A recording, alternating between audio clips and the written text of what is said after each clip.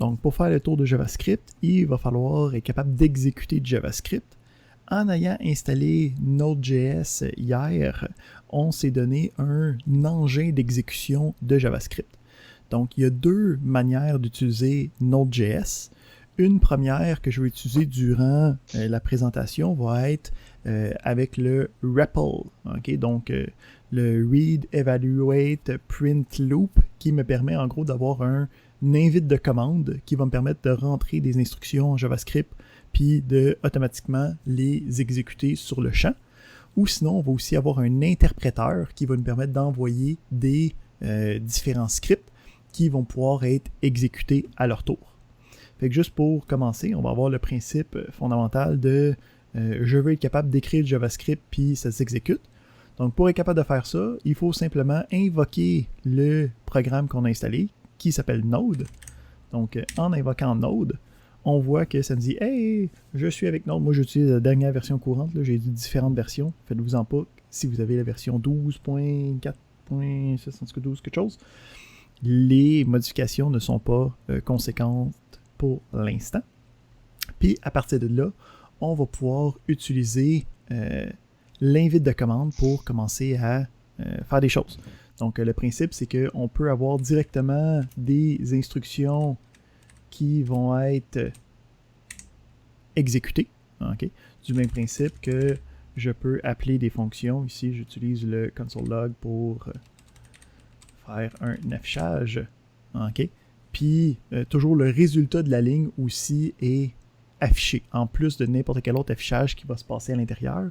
C'est pour ça ici qu'on a le undefined qui est indiqué, parce que le console log lui-même, le résultat de cette ligne-là, okay, c'est undefined. On ne l'a pas assigné nulle part.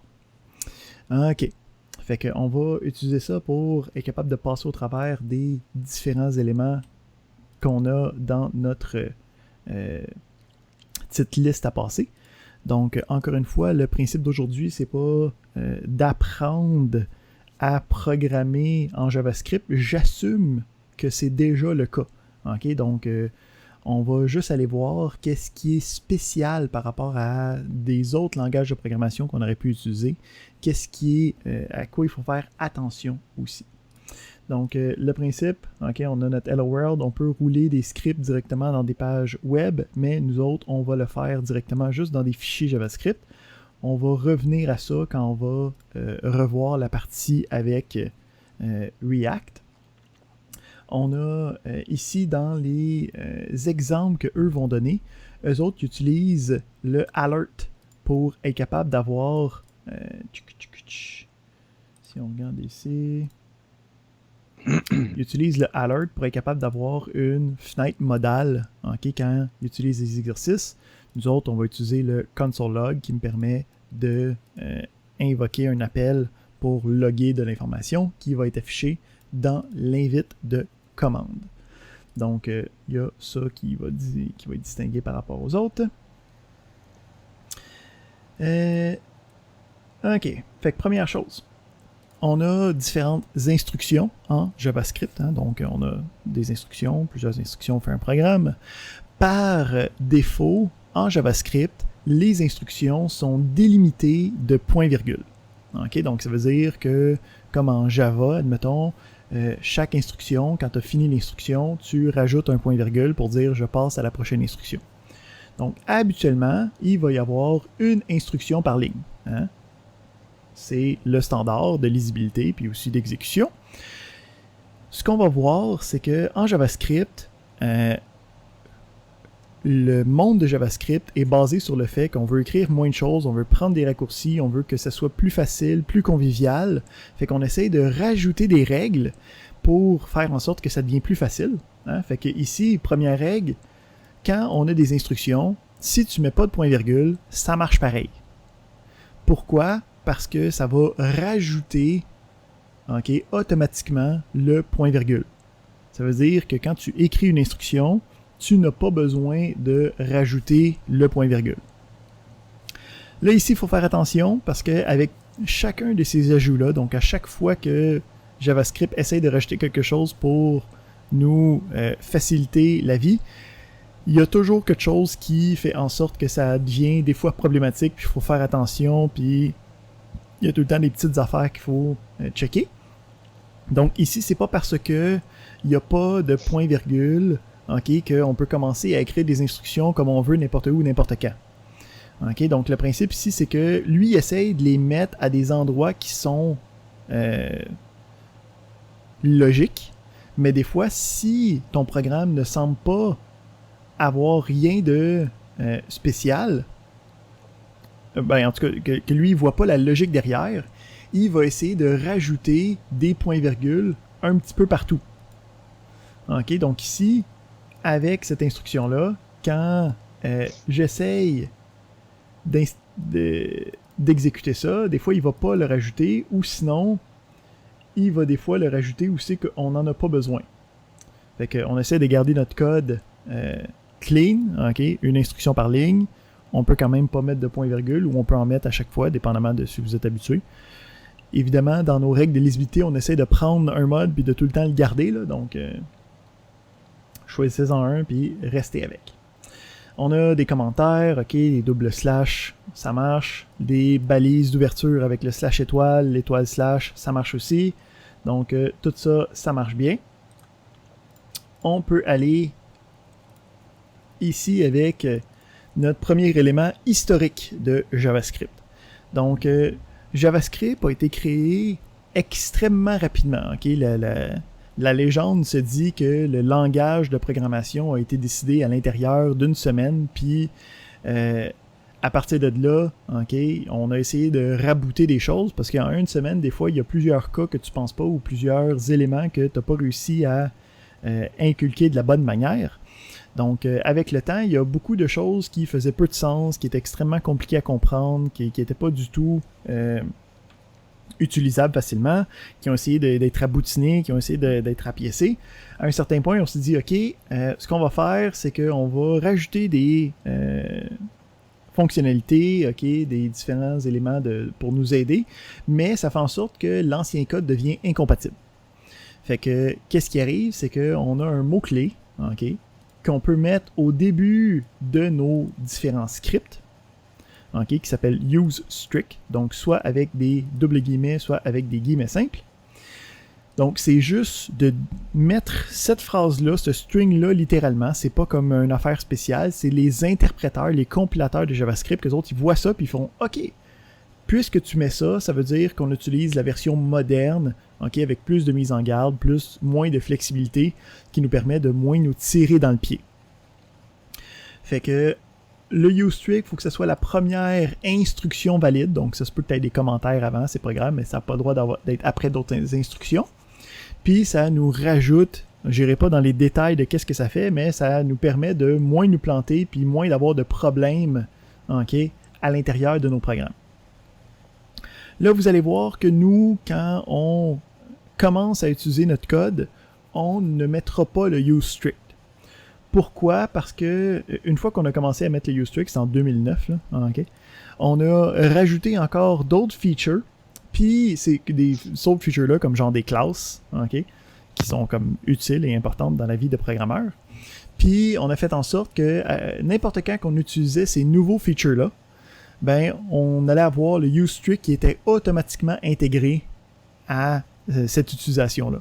Fait que puisqu'on va utiliser dans 99% du temps des éléments avancés, le useStrict a plus besoin d'être écrit, il est juste automatiquement mis. Mais vous allez voir, c'est quelque chose que vous pouvez voir dans différents codes, puis il faut savoir que ça laisse sa place, pas le droit, faut pas que tu l'enlèves, t'sais. OK.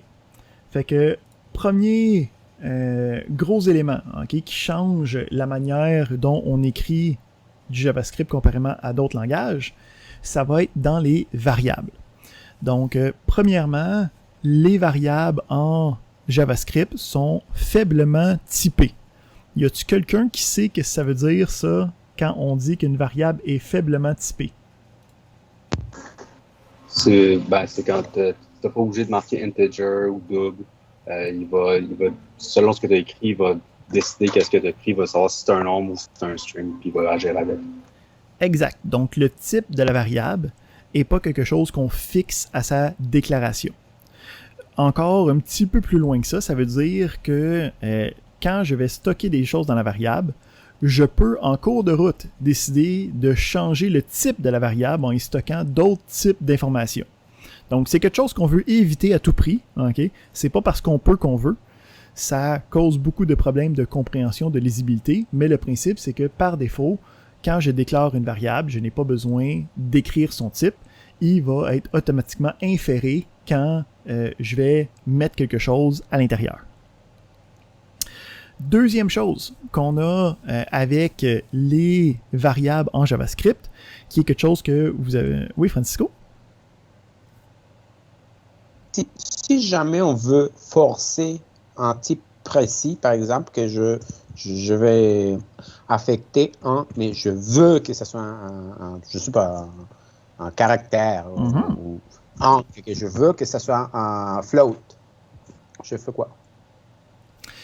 Donc ici, en JavaScript, c'est impossible. On n'a pas le droit de forcer le type de quelque chose. Mais c'est quelque chose qu'on pourrait vouloir. Hein? C'est quelque chose en programmation défensive qui est extrêmement utile. Il y a beaucoup de bugs qui est causé par ça. C'était tellement voulu que Microsoft a décidé de créer une version améliorée du JavaScript qui rajoute des types forts. Okay? Ce langage-là, c'est ce qu'on appelle le TypeScript. Donc le TypeScript, c'est exactement comme JavaScript, c'est juste qu'on force les types sur les différentes variables. Fait que tu peux, mais il faut que tu changes de langage. Parfait, merci. C'est gentil. Deuxième chose, avec le JavaScript moderne, okay? Donc, qu'est-ce que vous avez pu voir possiblement dans le passé? C'est le principe pour déclarer une variable, tu mets var avec le nom de la variable. Ça, c'est pas bon. OK? Tu ne fais pas ça. Le principe de var en JavaScript a été créé au début du langage. Puis la problématique, c'est que il y a des caractéristiques intrinsèques à la manière que ça a été développé qui fait en sorte que c'est extrêmement problématique pour du débogage, c'est extrêmement problématique pour la lisibilité du code, c'est extrêmement problématique pour l'architecture générale du programme. Fait que dans les améliorations du JavaScript moderne, on a créé des nouvelles manières de déclarer des variables qui étaient beaucoup plus saines, beaucoup plus acceptables avec des pratiques modernes. Puis ce qui a été fait, c'est qu'on a séparé les variables puis les constantes avec deux mots-clés différents. Okay? Donc, pour déclarer une variable, ce qu'on utilise en JavaScript moderne, ce qui est donc le JavaScript qu'on fait, c'est le mot-clé let. Okay? Donc, let avec le nom de la variable me permet de déclarer une variable, puis après ça, de pouvoir l'utiliser dans mon programme comme j'ai besoin. Donc, ici, OK, on a x. Si je décide que x c'est égal à 5, ça va bien. Puis, si je fais x plus 9, je peux voir que ça marche. Hey, des variables. OK. Je peux aussi changer le contenu de mon affaire, puis je peux recommencer, puis ça l'utilise la nouvelle valeur. Hein? Donc, des variables, ça va bien. On a le mot-clé const qui va nous permettre... OK, donc on a let pour les noms de variables, puis on a const pour les constantes. Donc,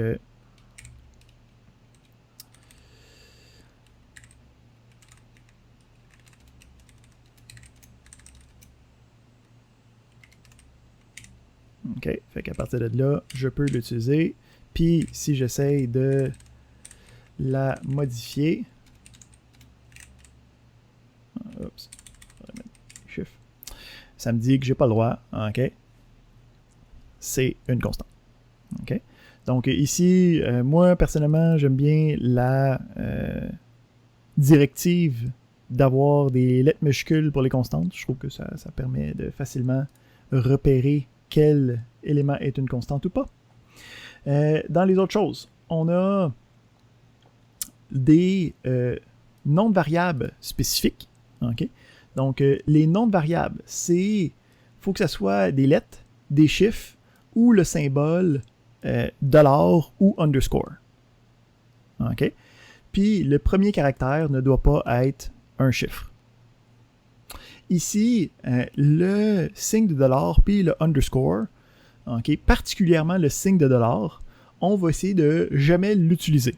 Okay? Donc, c'est souvent utilisé à l'interne dans différentes librairies pour gérer des états ou gérer le processus principal. Donc, on va essayer de pas les utiliser. Okay? Juste des lettres puis des chiffres, ça devrait être en masse pour qu'est-ce que nous, on a besoin de faire. Fait que on a ça, ça va bien. On est maintenant capable de créer des variables, les utiliser dans nos programmes. Parlons ensuite des différents types que JavaScript est capable de reconnaître. Donc, le premier, c'est le number. Donc, en JavaScript, le principe de number est un type qui englobe autant la représentation d'entiers que la représentation de fractions de nombres à points flottants.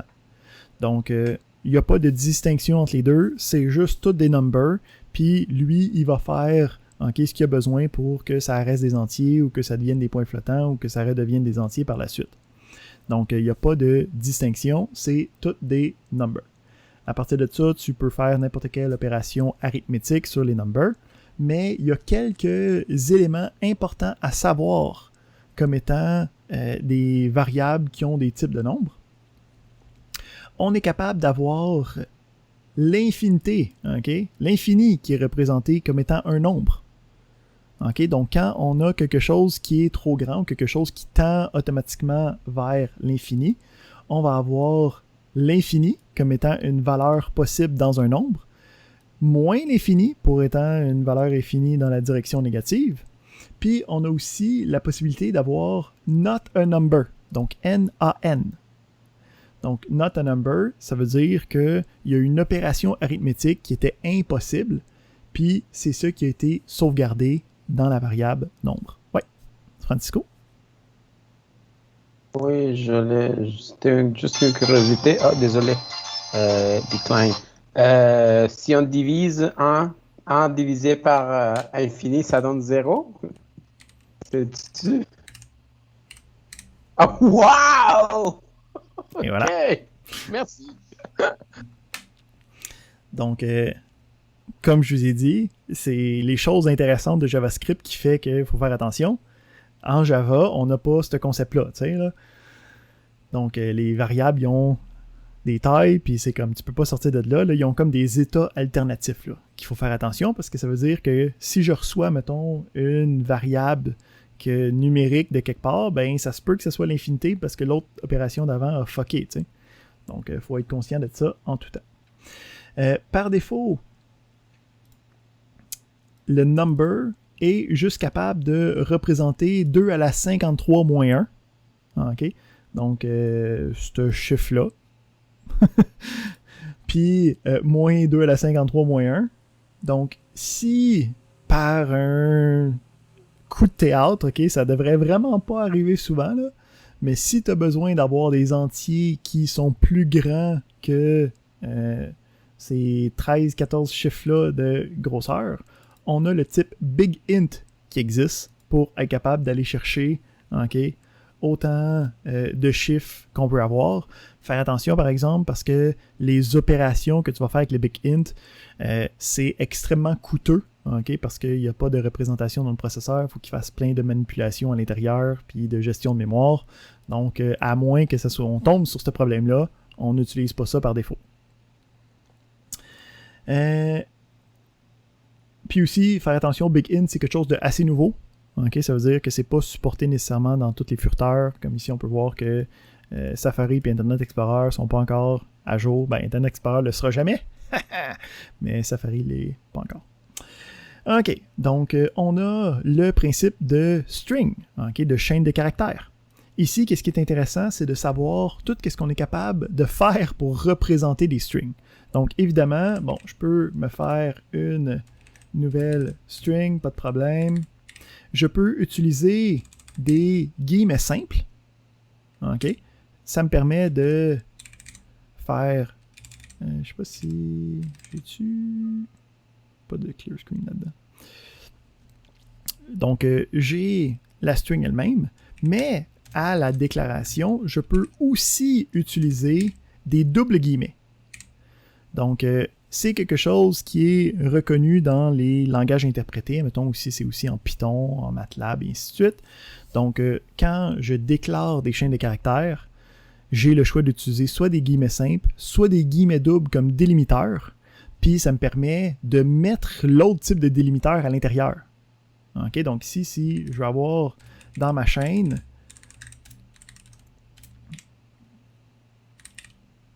un apostrophe, OK? Je peux facilement utiliser les doubles guillemets pour dire à l'intérieur, j'ai un seul apostrophe, puis j'ai pas besoin d'avoir de caractère d'échappement, le backslash, pour être capable de faire le bon caractère comme il faudrait faire dans d'autres langages. OK? Donc, il faut faire attention, on peut utiliser les deux. On a une troisième méthode qui est une méthode plus moderne aussi, qui utilise le backtick, qui est ici. Donc, l'accent grave tout seul, là. OK? Donc, le backtick peut aussi être utilisé comme délimiteur de chaîne de caractères. Puis, quand on utilise le backtick, il va y avoir des fonctionnalités additionnelles qui vont devenir disponibles. OK? Donc, quand on utilise le backtick, on va avoir ce qu'on appelle l'interpolation de chaîne, qui va me permettre de avoir comme une espèce de fprintf intégré, OK, comme mécanique. Donc, habituellement, si on voudrait faire, admettons, si j'ai mon x qui vaut quelque chose, oups, j'ai mon x qui vaut quelque chose, fait que si je voudrais avoir une chaîne de caractères avec cette valeur-là, ben, je pourrais utiliser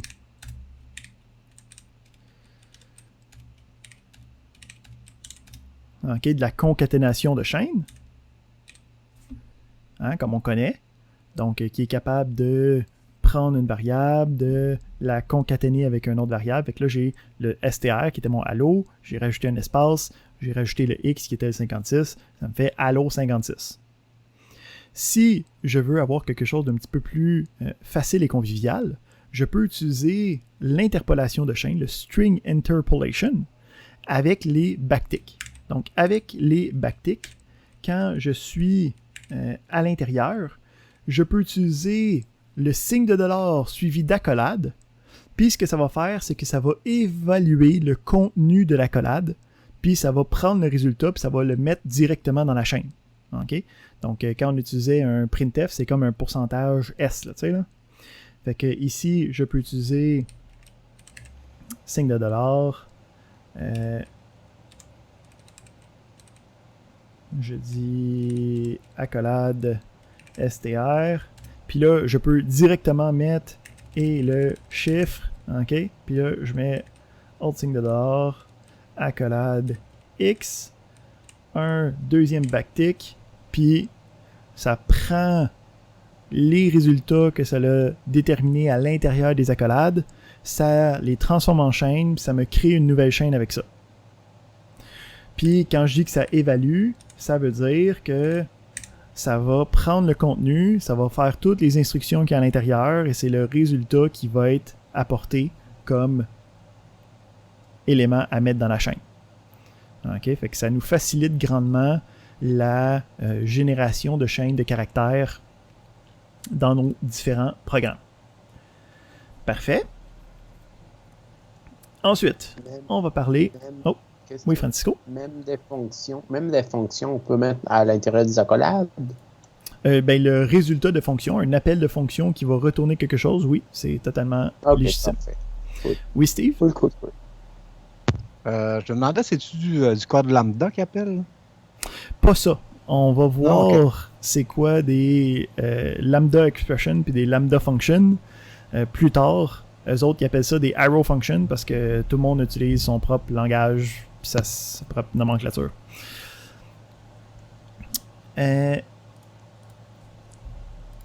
Alright. Donc, on a un type booléen, hein, true puis false. Ça va bien. Là, ici, l'affaire, c'est que on a d'autres sous-types. Okay? Donc, on a le type booléen, okay? True, false. On a ça dans notre tête. On va mettre ça, si j'utilise un plus petit que 5, hein, ça me donne true. On est capable de comprendre ça. Mais on a d'autres valeurs qui sont représentées à l'intérieur de nos variables qui vont avoir une espèce de lien avec ça. Donc, on va avoir la possibilité d'avoir une valeur nulle. Donc, une valeur nulle, c'est le principe qu'on n'a pas de référence envers elle, parce que ça utilise des objets de JavaScript. Donc, on va avoir des références à des objets. Donc, on peut avoir plusieurs variables qui vont faire référence au même objet, comme dans la majorité des langages orientés objets. Fait que si on a une variable dans laquelle j'ai aucune référence, j'ai une variable qui va avoir nulle à l'intérieur. Okay? Donc, ça peut être quelque chose qu'on décide nous-mêmes. OK? Donc, à ce point-là, OBJ est nul. Oui, Francisco? Mais là, c'est OBJ, c'est un objet? Ben là, j'ai juste... C'est une variable en ce moment, OK, qui ne fait référence à rien. OK. Parce que le principe d'objet puis de variable, c'est deux principes différents. Hein? Quand on travaille en orienté objet, on a dans l'emplacement mémoire l'objet, puis on va avoir la variable qui va faire le lien, qui va faire référence à l'objet. Okay? Là, en ce moment, c'est qu'on a juste la variable, puis on dit « Hey, en ce moment, ça pointe à rien. » C'est nul. À ne pas confondre avec l'autre état aussi qui se passe rien, qui est le undefined. OK? Fait que c'est là qu'on tombe dans les fancy shit de JavaScript, là. OK? C'est pour ça qu'on est là. Donc, le undefined, c'est de dire j'ai la variable, mais la variable n'a rien d'assigné à l'intérieur encore. Je n'ai rien assigné à cette variable-là. Donc, le nul, c'est un manque de référence. Donc, le nul, c'est quelque chose qui a été volontaire quelque part, que j'ai dit je n'ai plus de référence dans cette variable-là. Okay? Soit que je l'ai mis à nul ou à un certain point la référence a été enlevée. Le undefined, c'est de dire il n'y a rien qui s'est passé dans cette variable-là encore. La variable a été déclarée, mais elle n'a pas été définie.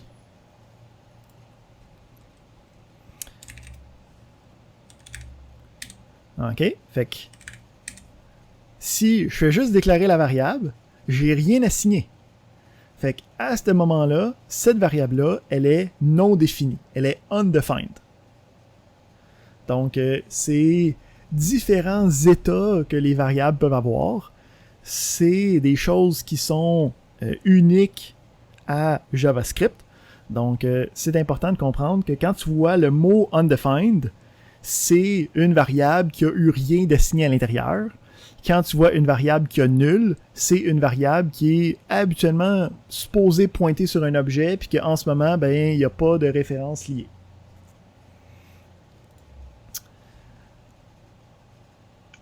Est-ce qu'un objet pourrait être undefined? Non. Parce que c'est... Le undefined est seulement pour une variable avec laquelle on l'a seulement déclaré, puis elle n'a jamais été touchée. Parfait, merci. Merci. OK. Fait que, on a la possibilité d'avoir des objets en JavaScript. Puis, qu'est-ce qui est important de comprendre, c'est que JavaScript, c'est un langage orienté objet sur des primitives. Donc, c'est pas un langage orienté objet comme vous en avez utilisé auparavant, qui sont habituellement basés sur des classes. En JavaScript, la majorité de notre code en JavaScript va être du code orienté objet qui n'aura pas de classe. Ça veut dire que l'objet va être dans sa forme un petit peu plus pure, là, où c'est que c'est juste un amalgame de données puis de fonctions qui se promènent dans une espèce de blob, puis qu'on peut rajouter des données, puis on peut rajouter des méthodes dedans, ok? Puis il n'y a juste pas de forme précise et unique. Est-ce qu'ils sont des structs comme dans C++? C'est un peu comme une structure dans laquelle tu peux avoir des méthodes. Mais encore une fois, en C++, la structure, tu la déclares préalablement. En JavaScript, tout est dynamique. Fait que ton objet, tu peux y rajouter des propriétés, tu peux y rajouter des méthodes, tu peux y en enlever, puis c'est comme genre, on s'en fout, comme si à un moment donné ça arrête de marcher, ben c'est parce que t'as pas fait la bonne chose. OK? Fait que c'est la joie et la faiblesse, OK, de JavaScript. Oui, Steve? Ça veut dire qu'on ne peut pas faire d'encapsulation. Tout est... Non, tu peux très bien faire de l'encapsulation. Ouais. Tu vas prendre un objet dynamique, tu vas le foutre dans un autre objet dynamique qui va contenir d'autres objets dynamiques. Fait que il y a pas de problème d'encapsulation derrière. C'est juste que c'est toi qu'il faut qu'il s'assure que tout est legit. Okay? Parce que lui, quand il va l'essayer, il va juste espérer que c'est là à l'exécution, puis si c'est pas là, ça plante. OK. Le monde d'architecture puis de génie logiciel haïssent le JavaScript, hein, parce que c'est un langage dynamique puis ça fait rien de structuré, là. C'est juste pour mettre ça au clair. Fait que après ça, ok, on a les objets en tant que tels. Ok, donc les objets, comme on a dit, c'est une espèce de forme pure de qu'est-ce que nous on connaît comme étant des objets. Puis ça va être vraiment plus comme un dictionnaire. Ok, donc on va en reparler tantôt, là, mais le principe c'est qu'on va avoir un nom pour quelque chose, puis on va avoir une valeur ou une méthode qui est associée avec. Fait que chaque chose a un nom puis une valeur, comme une structure de données qui est un dictionnaire. Tu sais, ça a un nom, ça a une valeur. Un nom, une affaire de rattacher après. On va revenir là-dessus parce que ça a plein de spécificités, les objets en JavaScript. Mais le principe, c'est que tous les objets, c'est juste du type objet. Okay? Donc, tu sais, on a les types primitifs, okay, avec les valeurs null, undefined, ça c'est comme des valeurs booléennes spéciales. On a le type booléen, on a le string, on a le big int, on a les numbers, ok? Puis c'est nos types fondamentaux. Pour être capable de savoir c'est quoi le type de quelque chose, on peut utiliser l'opérateur typeof. Ok? Fait que soit en tant qu'opérateur, soit en tant que fonction, parce que les deux sont disponibles, parce qu'en JavaScript, on essaie de faire en sorte que tout est facile, puis tu essaies de taper quelque chose, puis 85% du temps, ça va juste marcher comme tu penses. Donc, on a le typeof de, admettons, str, hein, qui va être un string. Même principe si on le fait en tant que méthode. Puis, si on regarde les types de quelque chose qui est weird, c'est le weird. Okay? Donc, undefined, ça n'a pas de type, parce que c'est pas encore défini. Si on essaye le typeof puis de notre obj, ben lui, on peut voir que le nul, lui, c'est différent parce que le nul, on a dit que c'était un manque de référence vers un objet. Fait que c'est un objet. Le type de la variable, c'est fait pour pointer sur un objet. Mais il n'y a pas de lien dedans. Parce que c'est comme ça. Donc, on continue dans notre thématique on essaie de faire bien des choses pour que ce soit plus facile, mais ultimement, ça nous fait plein de petits corner cases bizarres, ok, qu'il faut comme se rappeler dans les moments opportuns, sinon on passe 3 heures à débugger pour rien. Fait que on a les différents types, ok, on est bon avec ça, on peut continuer.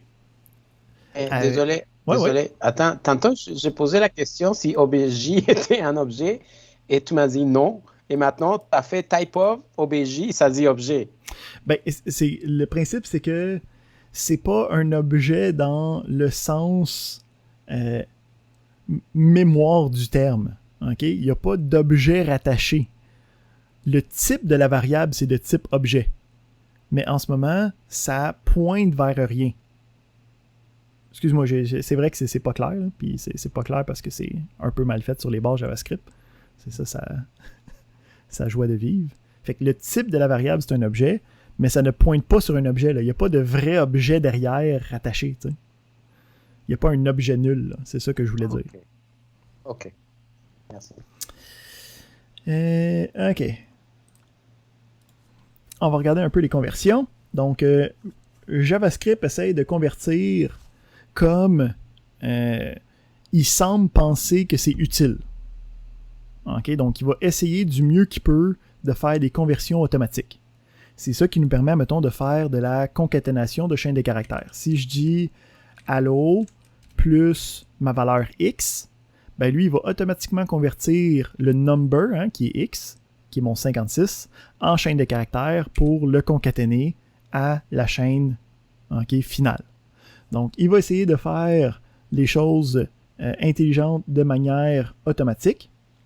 Même principe, si j'essaye de prendre des opérations qui sont habituellement arithmétiques, comme une division, ben lui, il va essayer de convertir ça en valeur numérique.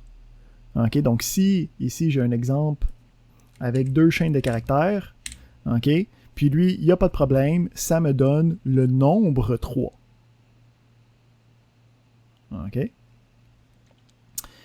Évidemment, faut faire attention à qu'est-ce qui arrive dans différents cas bizarres.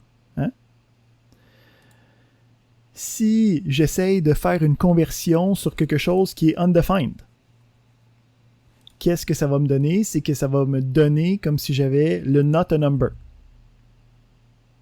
Si j'essaye de passer une variable nulle, ça va faire comme si c'était 0. Si j'essaye de mettre true et false, ça va me donner le 1 et le 0 dans les opérations arithmétiques.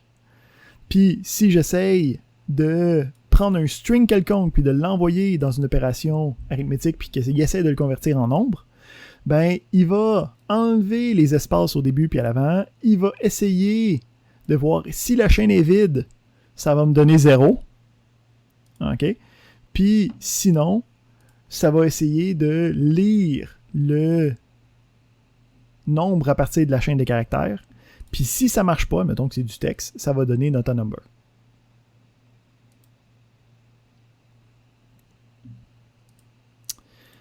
Fait que ça peut faire des choses fancy. Fait que ici, ça donne, mettons, si j'essaie de faire la conversion manuelle,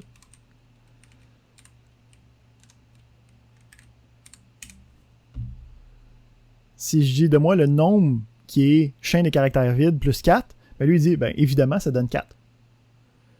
Parce que pour lui, la chaîne de caractères vide, c'est 0, fait que ça donne 0 plus 4, puis il continue comme ça. T'sais. Donc, il faut faire attention, quand il y a des conversions. Si true, c'est 1 et 0, c'est false. Et admettons, si je fais un if d'une chaîne ou d'une variable qui contient quelque chose. Oh, attends une seconde. Quand on va arriver dans les conditionnels puis de la conversion booléenne, on va voir que c'est là qu'on s'amuse. OK. Je le vois venir. Fait que dans les... juste donnez-moi un instant.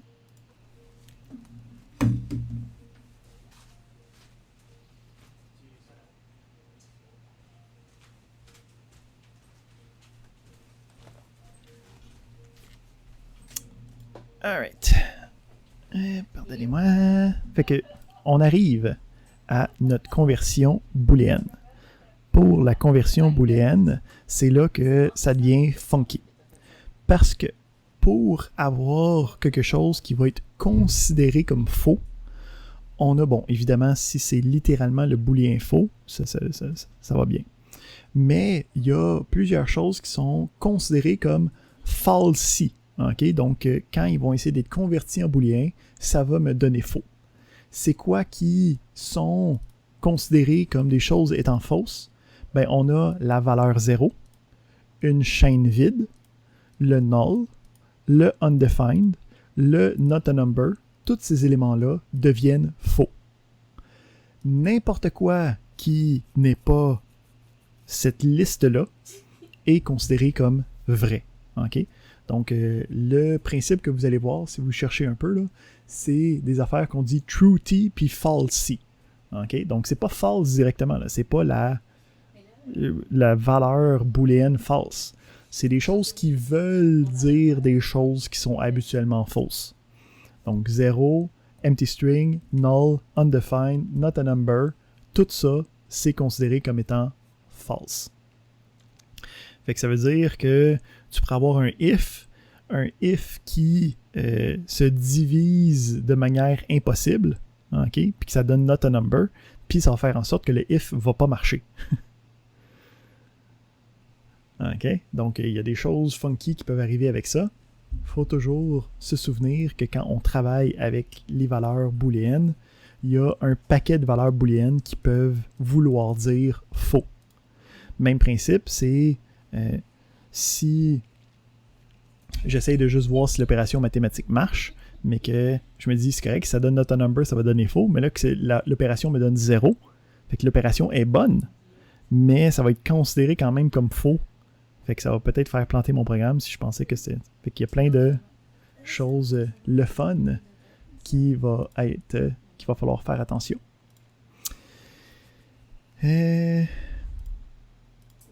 Autre chose intéressante, hein? Si tu essayes le string 0 tout seul, ça donne vrai. Hein? Parce que ce qu'on dit, c'est juste les strings vides qui sont falses. Okay? Vrai, il y avait quoi à l'intérieur? Wow! Mais ça ne les convertit pas. Wow! Fait que c'est ça, il faut faire extrêmement attention, puis voir, OK, quand il y a des erreurs dans ce coin-là, est-ce que c'est ce genre de problématique-là qui est possible? Parfait. OK, fait qu'on va aller dans les opérateurs. Premièrement, juste un petit rappel. Okay? Si je vous parle de opérateur unaire, puis opérateur binaire, puis opérateur ternaire, qu'est-ce que ça veut dire, ça?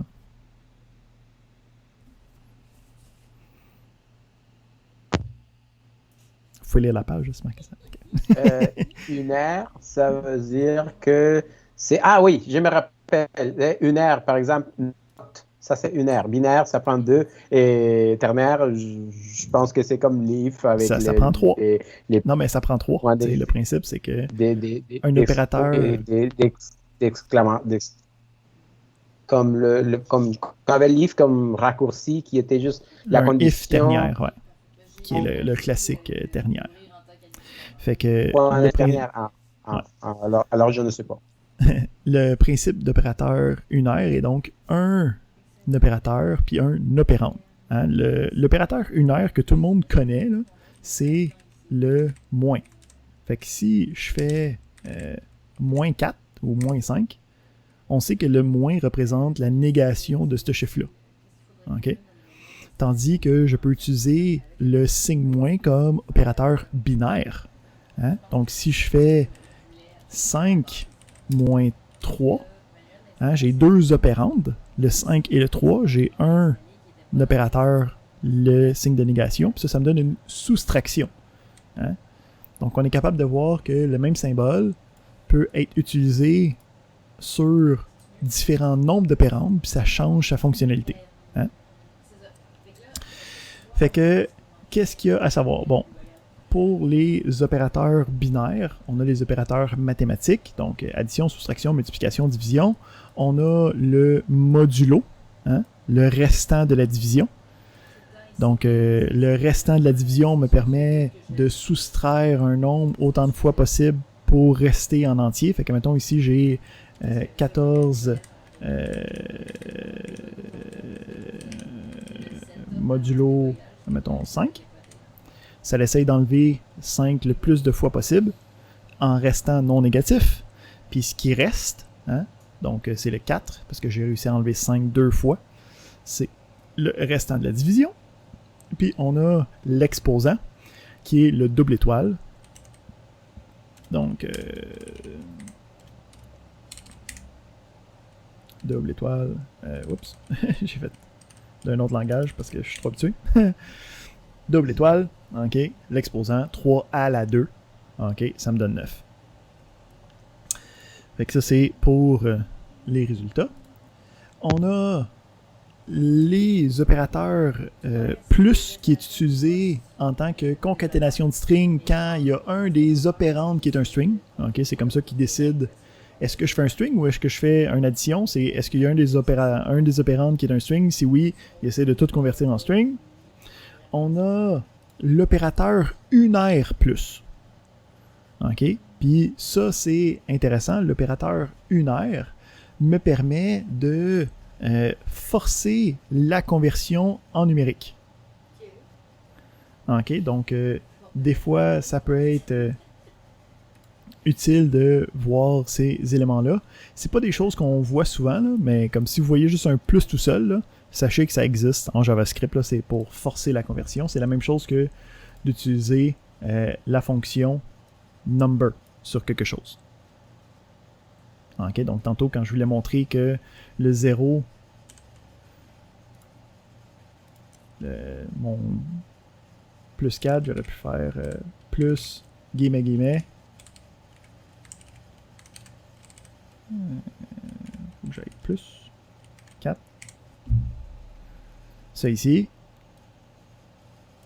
ça me permet de faire la même chose que j'ai faite ici. Ça va être utilisé quand tu as une chaîne de caractères qui représente un nombre, mais que tu veux faire l'opération mathématique plutôt que l'opération de concaténation de chaîne. Admettons que j'ai ici 4 plus 2.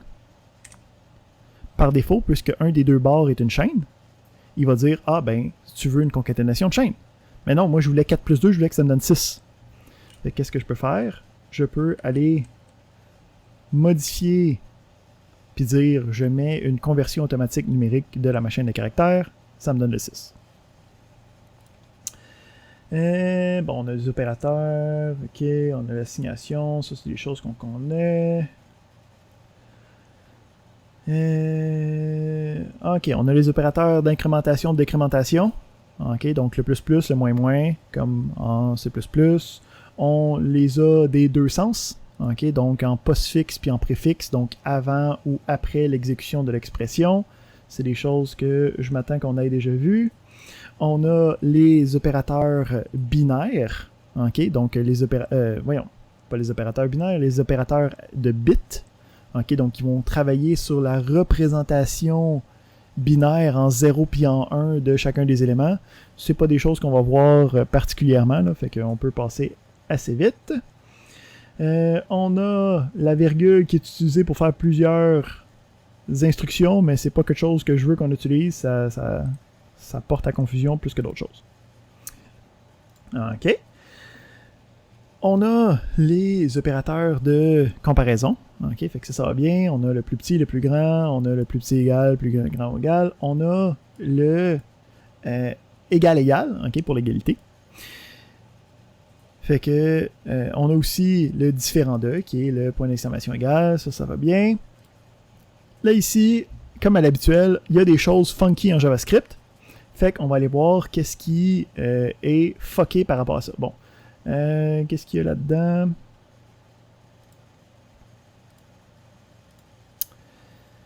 Si on a des comparaisons de différents types. OK? Donc, si, admettons, ici, j'ai un exemple, j'essaie de faire cette comparaison-là.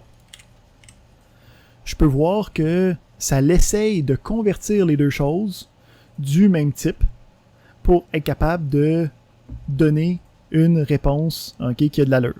Fait que quand j'essaie de comparer la chaîne 0,1 avec 1, le chiffre 1, ça me donne vrai, parce que lui, il a converti le 0,1 en entité numérique, puis il a comme fait, OK, ben c'est donc la même valeur.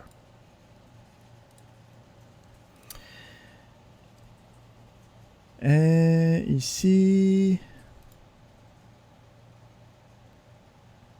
Ça, c'est pas mal pareil. Fait que pour être capable de regarder une égalité qu'on dit stricte. OK, donc ici, si je me dis, hey, non, moi, je voulais pas que ça marche, cette affaire-là. Là. Il y en a un qui a un string d'un bord, puis de l'autre bord, j'ai mon nombre. Je veux pas que ça marche entre les deux. Je peux utiliser l'égalité stricte qui me demande d'utiliser 3 égales. Donc, quand j'utilise 3 égalités, ça va me donner non seulement que ce soit une égalité de valeur, mais il faut aussi que ce soit une égalité de type. Donc, si c'est pas du même type, ça n'essaye pas de faire les conversions, ça va juste arrêter tout de suite. Fait que ça fait en sorte qu'il y a des choses weird qui peuvent se passer des fois, là. OK. Fait qu'ici, quand on regarde, admettons, cette opération-là, fait que je regarde, admettons, nul. Hein? Nul, on se souvient, qui dit que c'est le manque de référence à un objet. Ben, si je dis est-ce que nul c'est plus grand que 0, ça me dit non, c'est faux. OK? Parce que quand il va essayer de faire ça, lui, il va essayer de convertir l'élément, puis ça va s'essayer. Quand j'essaie de faire est-ce que nul c'est égal à 0, ben là ici, quand j'essaie de faire ça, le double égal a une règle spéciale qui fait en sorte que si j'ai nul ou undefined, ça ne peut pas être égalé à quoi que ce soit. OK? Parce que le principe, c'est que si c'est undefined, ça ne devrait pas jamais être égal à quoi que ce soit d'autre. Sauf soi-même. Donc, quelque chose d'autre de undefined. Fait qu'on a un cas spécial aussi ici que puisque c'est nul, ça veut dire que est-ce que c'est égal à 0? Ça veut dire que c'est faux. OK? Parce que c'est la règle spéciale. Mais si j'essaie de dire est-ce que nul c'est plus grand ou égal à 0? Ben là, il n'y a pas de règle spéciale. Fait que ce que ça va faire, c'est que ça va essayer de convertir ça en nombre. Puis quand ça essaie de convertir null en nombre, ça me donne 0. Fait que 0, puisque c'est plus grand ou égal à 0, cela me donne true. Wow! Parce que JavaScript.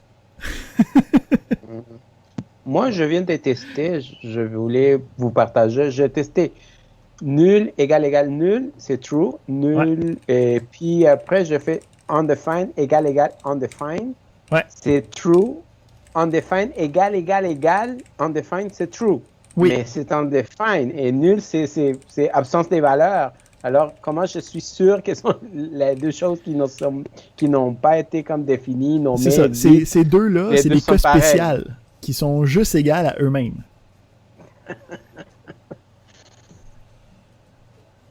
On va voir que c'est un problème récurrent, OK? Puis, ils ont rajouté des opérateurs spéciaux pour nous aider dans les problèmes typiques qui viennent avec ça. OK. Fait que c'est comme chiant, OK? C'est juste ça l'est. On va voir qu'on a des opérateurs spéciaux pour essayer de travailler avec ça. Parfait. Fait que, bon, on peut commencer à aller un petit peu plus vite. Il y a des choses qui vont venir plus rapidement. Donc, on a le if. OK? Le if est entre parenthèses, est entre accolades. OK? La conditionnelle, si la condition est vraie, ça va dedans. Faire attention, par exemple, le contenu de tout ça est automatiquement converti en booléen. Hein? Ça veut dire que les conversions booléennes de tantôt avec le undefined, le null, la chaîne de caractères vide, le 0, tout ça, il faut faire attention à qu'est-ce que ça va donner en conversion booléenne.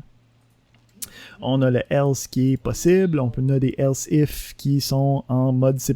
Là. Okay? Fait qu'il faut faire le else avec le if, puis des else, puis chacun des blocs est individuel. On a l'opérateur ternière avec une conditionnelle, donc qui me permet d'avoir un if juste sur une ligne. Donc, comment ça marche? C'est qu'on a une condition. On a l'opérateur point d'interrogation qui va me dire si la condition est vraie, ça va prendre la valeur 1. Sinon, avec le 2 points, ça va prendre la valeur 2. C'est pas quelque chose qu'on va utiliser souvent, okay, parce qu'on s'est rendu compte que juste ça, c'est juste plus lisible, okay, en tout temps. Fait que on va pas utiliser le conditional operator. Puis il y a des choses fancy qu'on peut faire avec plusieurs, mais encore une fois, on est mieux de juste utiliser le bon vieux if pour être capable de se rendre jusqu'à bon port. Fait que le if, il n'y a pas rien de spécial là-dedans. OK. Autre affaire où c'est que le JavaScript, ils font des choses super ultra funky. On a les opérateurs logiques. Donc, les opérateurs logiques me permettent d'avoir plusieurs conditionnels ensemble, les et, les ou. Donc, ça utilise la même notation qu'en C++. Donc, les doubles barres verticales pour le OU, les doubles éperluettes pour le et, le point d'exclamation pour l'inversion logique, le not. Fait qu'on a les classiques, ok? Donc, ça me permet de faire les parties importantes si c'est true d'un bord, ok? Donc, je ne vais pas revenir sur le ou, le et le not. J'imagine que c'est des choses qu'on connaît.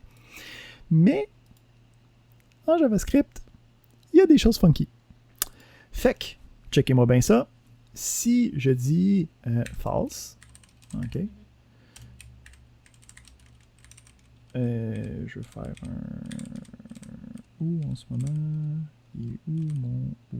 Je me souviens plus. Tu devras coller des étiquettes à tes touches. Ouais, hein? Ouais, tu trouves pas. Où c'est que j'ai mis ça? Easy. Tout va bien. Facile. Puis, je mets 3. Le résultat de ça, c'est pas true. Le résultat de ça, c'est 3. Pourquoi? Ben, ici, on peut inférer, hein, si on commence à faire quelques tests. Si je fais un false ou un 9, ça me donne 9. Fait que ce que je peux voir ici, c'est que ce que ça me donne, c'est pas true. Ce que ça me donne, c'est le résultat de la chose qui fait que c'est true.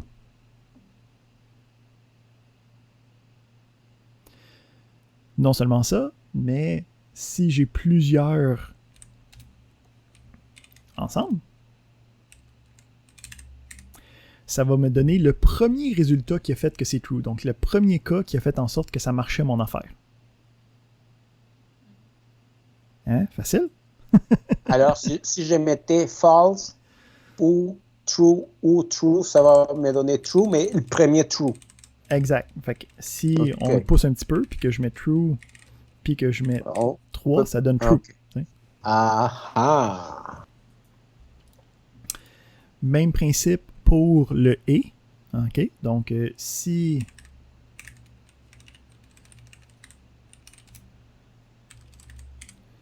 Hein?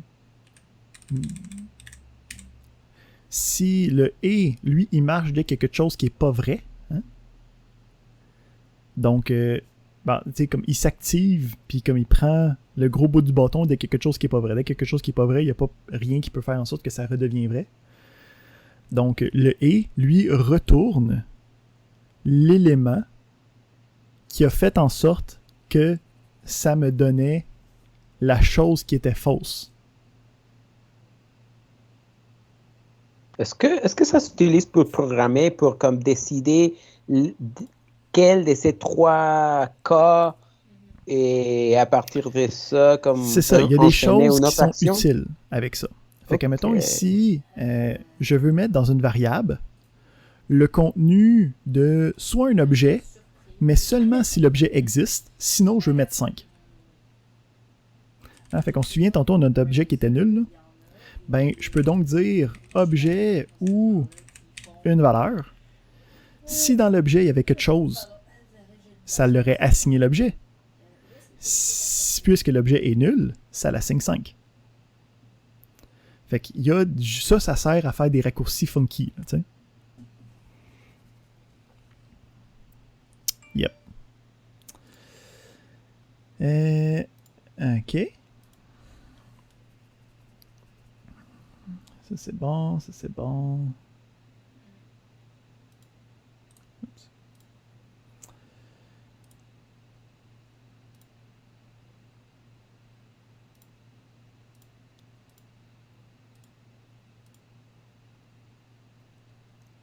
OK.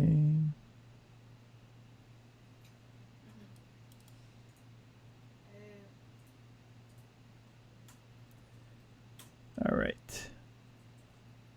Qu'est-ce qu'il y a d'autre à dire par rapport à ça? Je pense qu'on est bon. Le note, il n'y a pas rien de spécial. Ouais, mais il y a un truc en JavaScript pour ça. Genre, tu peux dire au parser de parser un float avec une virgule. Ouais, le restant, c'est ça va bien. Il y a un cas particulier, OK? Justement, où c'est que on veut faire quelque chose comme ça. Mais dans le cas où j'ai ce cas-là ici, là. OK? Fait que je veux faire que si j'ai quelque chose dans mon height, OK, ça me met le height, sinon ça me donne la valeur 100. OK? Donc exactement comme qu'est-ce qu'on vient de faire. Mais si à ce moment-là, j'ai décidé de mettre OBJ est égal à 0, ben OBJ a maintenant quelque chose dedans. Mais quand j'essaye ça, puisque c'est 0, c'est quand même considéré comme falsy. Fait que ça ne l'utilise pas, puis ça l'utilise de 5 à la place. OK? Donc on a un cas particulier où c'est que je veux m'assurer que c'est pas nul ou ni undefined. OK? Donc juste les cas particuliers de il y a des choses fuckées qui se passent.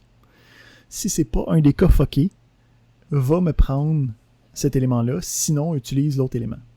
Fait qu'on a l'opérateur de coalescence, le coalescing operator, qui est le double point d'interrogation, qui va faire, si c'est pas nul ou pas undefined, va me prendre ça, sinon, va prendre celui-là. Fait que ça va être utile quand on fait des liens. Ça va être utile en fait en React, là, parce que des fois, il y a des choses qui peuvent être nulles, puis si c'est pas nul, il faut prendre autre chose pour pas que ça plante. Donc, l'opérateur de coalescence est très utile pour être capable de faire ça. Parfait. OK. Fait que on a... Ça fait quand même un petit bout qu'on roule. Je pense qu'on peut se donner une petite pause. Fait que on se donne un petit 15 minutes de pause, mettons, pour revenir vers et 20 pour prendre son temps, aller aux toilettes, voir ces choses. Ouais. Cool, merci. Yes, merci. Donc, on revient sur notre tour du langage JavaScript. On est en train de regarder en ce moment les boucles. Donc, on a la book while, rien de fascinant là-dedans. On a une condition à l'intérieur, tant que la condition est vraie, ça se passe. Toujours pas oublier que la condition, c'est du true t-value, donc faire attention, qu'est-ce qui est converti automatiquement en booléen ou pas. On a ensuite, on a une version du do-while, donc on peut avoir une version qui va automatiquement exécuter une itération de la boucle avant de continuer. On a la book for, donc on a la book for dans sa version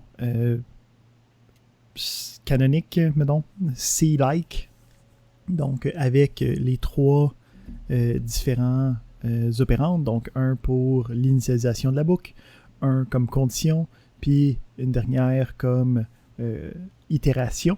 Donc on a le classique ici, j'ai une variable que je déclare tant que la variable n'est pas à un certain niveau, puis j'incrémente la variable à toutes les itérations de la boucle. Ça va bien.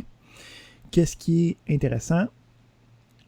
C'est OK, on a le break pour briser la boucle, on a le continue pour continuer automatiquement à la prochaine itération de la boucle. Ça, c'est des choses qu'on est capable de reconnaître. Puis, on a un petit peu plus loin. Non, ça va bien. Ça, c'est pas important dans notre vie. On a le switch case, même chose que d'habitude. Fait que là, on tombe dans nos amis, les fonctions. Donc, les fonctions, c'est des blocs de code qui vont être exécutés quand on les appelle. Il y a des paramètres d'entrée, il y a des retours. Donc, ça, c'est toutes des choses qu'on est supposé reconnaître. Donc, à partir de là, je peux me faire une fonction quelconque.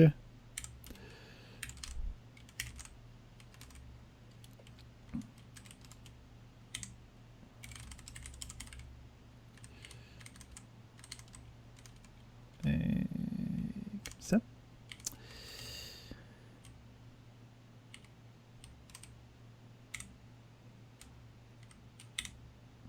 Puis à partir de là, si je décide d'invoquer ma fonction, ça l'exécute. OK? Donc, il n'y a pas rien de trop spécial dans la déclaration des fonctions. Donc, tu commences avec le mot-clé function, tu as le nom de la fonction, tu as la liste des paramètres.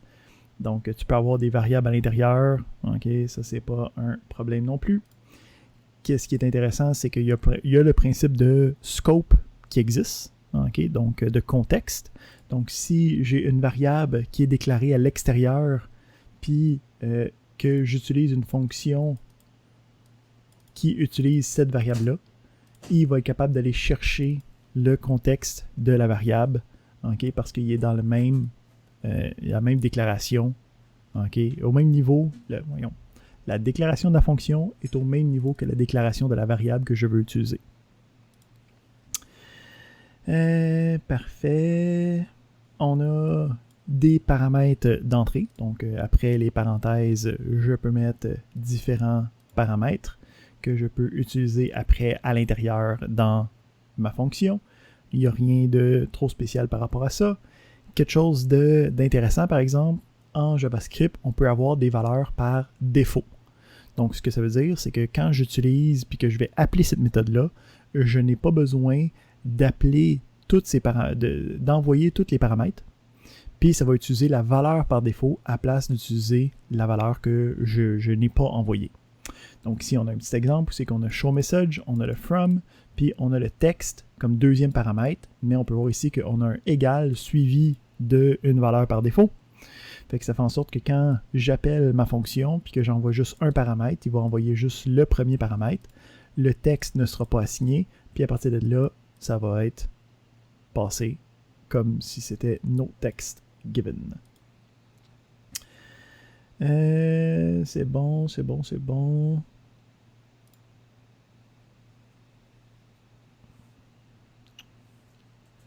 On peut utiliser le mot-clé return pour faire un retour. Ça, c'est pas un problème, c'est très standard. Puis après ça, on a juste les éléments. Là, on tombe dans la partie qui est très propre à JavaScript, qui va être les expressions de fonctions. Donc, habituellement, dans la majorité des langages de programmation un petit peu plus anciens, les fonctions se veulent être un élément à part entière de la syntaxe qui ne se tient pas avec le restant des données. Okay? Donc, tu as des fonctions, tu as des variables, puis les deux travaillent un à côté de l'autre. Quand on travaille en JavaScript, les deux sont entremêlés, puis on peut avoir une expression qui représente une fonction. Qu'est-ce que ça veut dire, ça? Ça veut dire que je peux avoir une fonction que j'appelle Allo, mais à la place de ça, je peux dire, non, moi ce que je veux, c'est, j'ai une variable, let, ma variable, puis qu'est-ce qu'il y a à l'intérieur? Je crée une fonction, je n'ai pas besoin d'y donner de nom. Okay, je peux y en donner un, mais ça ne sert à rien parce que je vais l'assigner à ma variable à la place. Fait que, on fait un petit...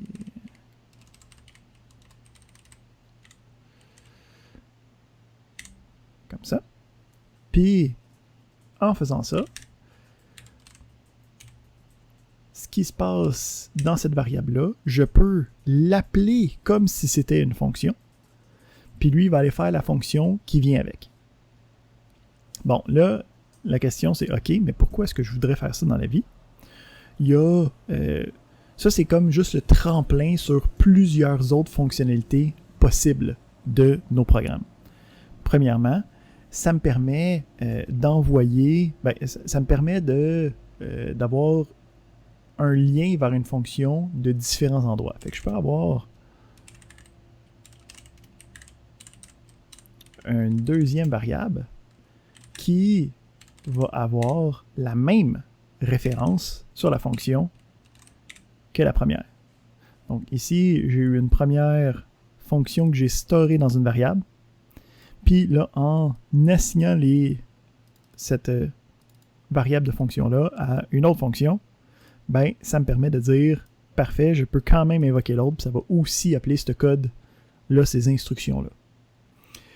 Ça, ce que ça me permet de faire, c'est que ça me permet d'envoyer la fonction comme paramètre d'entrée à une autre fonction. Fait que c'est là que ça devient intéressant. Donc, on va appeler ça un callback function. Hein, donc, est-ce que c'est un mot-clé que vous avez déjà vu quelque part? Il me semble que ça devrait vous dire semi quelque chose. OK. Donc, une fonction de callback, c'est le principe que j'ai différentes fonctions que je peux envoyer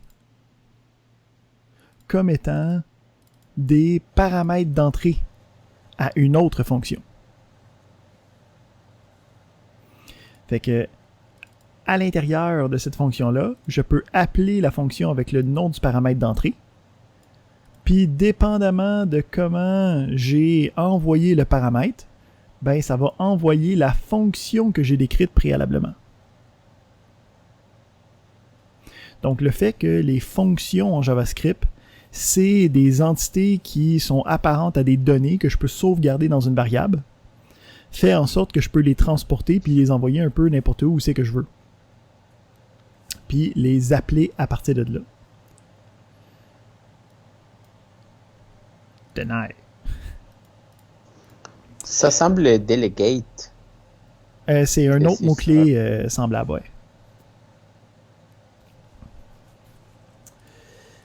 ouais. Parfait. Qu'est-ce qu'il y a d'autre à dire? Pas rien pour l'instant parce que après ça on saute dans l'autre affaire qui me permet de faire des choses encore plus funky. Fait qu'on a le principe de fonction, je donne un nom à fonction, j'ai des retours, j'ai des paramètres d'entrée, ça va bien. Je peux avoir des variables qui contiennent les appels de fonction puis qui peuvent être utilisés par la suite.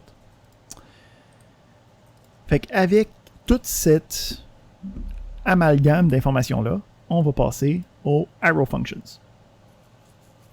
Fait que les arrow functions, c'est le principe que je veux avoir une fonction que je vais sauvegarder dans une variable, mais je veux pas avoir à écrire le mot function. Je veux juste avoir à écrire ce que j'ai besoin. Fait que les arrow functions, comment ça marche? C'est les mêmes choses que d'écrire une fonction. Okay? C'est juste qu'on enlève des mots puis on remplace les mots-clés par d'autres pour que ce soit plus concis puis plus facile à lire. Fait que si je fais une version d'une fonction quelconque, fait que ici,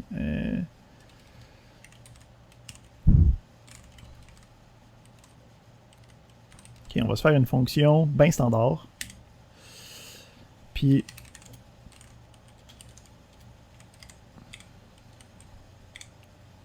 ok, fait que on peut voir ici, ça additionne deux affaires ensemble. Ok. Je peux écrire ça dans une expression de fonction. Donc, on a vu le let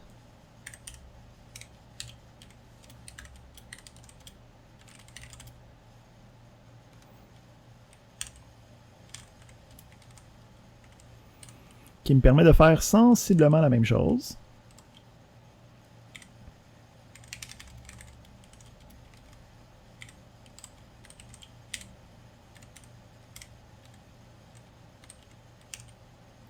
Hein, qui va me donner les mêmes résultats. Ok, donc les deux syntaxes un peu différentes, hein, mais qui fait la même chose. Là, à la place d'avoir une fonction d'expression, je vais avoir ce qu'on appelle un arrow function. Fait que ça va être la même chose. Vous savez que je vais avoir une variable qui va contenir quelque chose, mais à la place de avoir le function, les parenthèses, les paramètres, les accolades, puis l'élément, ce que je vais avoir, c'est juste les paramètres d'entrée.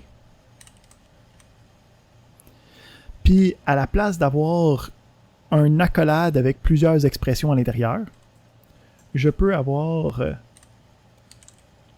directement une flèche, puis juste le résultat de l'expression de retour.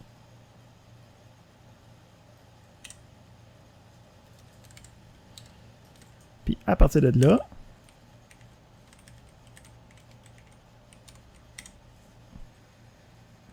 je marque le bon nom de fonction. Faudrait que je marque le bon nom de fonction. Fait que quand je suis capable de taper, on peut voir que ça me donne le même résultat. Mais d'une manière extrêmement concise comparé à qu'est-ce qu'on avait auparavant. OK? Puis, non seulement ça, c'est que ça étant un arrow function qui est en même temps une fonction d'expression, ça veut dire que moi, je vais pouvoir envoyer ça comme paramètre d'entrée à une autre fonction, comme fonction à faire qu'il va pouvoir utiliser dans ses affaires comme il a besoin. C'est normal que ça soit un peu nébuleux pour l'instant. OK? C'est majoritairement avec la pratique qu'on va être capable de bien voir à quoi ça peut servir, comment est-ce qu'on l'utilise, c'est quoi les éléments. Mais il faut tout de suite être capable de comprendre que les arrow functions, c'est quelque chose, dès qu'on voit un égal suivi d'une petite flèche, il y a des choses qui se passent, c'est comme une fonction que j'ai pas besoin de la nommer pour de vrai, puis qu'il y a comme plein de raccourcis qui viennent avec. Il y a... Mais vas-y. question, ici, je peux avoir juste une expression après la flèche. C'est ça? Si tu as juste une instruction, oui, mais tu peux l'avoir plus grande que ça. Donc, si tu veux, tu peux avoir le même principe, mais à la place de juste avoir une expression qui serait l'expression de retour, je peux mettre des accolades puis mettre une série d'instructions avec un return normal. Dans ces moments-là, c'est plus utile. C'est exactement comme la fonction comme normale, standard. J'ai remplacé le mot function par la petite flèche. OK. Alright. Puis ici, c'est vraiment juste syntaxique. Il faut voir que c'est cette nomenclature-là, c'est cette syntaxe-là qu'on va utiliser à chaque fois qu'on va avoir besoin d'avoir une fonction qu'on dit anonyme ou une lambda function. Ça va toujours être cette version-là. C'est pour ça qu'il faut savoir. Parfait. On va aller regarder juste un petit peu le principe d'objet.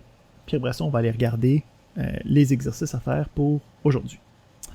Fait que le principe d'objet, c'est qu'on a une variable, okay, puis à l'intérieur de la variable, il va y avoir ce qu'on appelle des key value pairs, okay, comme dans un dictionnaire. Donc, on a une clé qui est habituellement une chaîne de caractères qui représente le nom de la propriété, le nom de la méthode, puis il va y avoir une valeur qui est associée avec. La manière d'écrire ça en JavaScript, c'est ici. OK. Donc, on a la déclaration de notre variable. Les déclarations d'objets en JavaScript, OK, utilisent des accolades. À l'intérieur des accolades, on va avoir une liste de différentes key value pairs. OK, donc en chaque key value pair, on va avoir une délimitation avec une virgule. Puis on va avoir le nom de la propriété suivi de la valeur après le 2 points. Le nom de la propriété, c'est tout le temps une chaîne de caractères, ok, donc c'est un nom de propriété que j'ai pas besoin de mettre en tant que chaîne de caractères, donc j'ai juste à mettre name.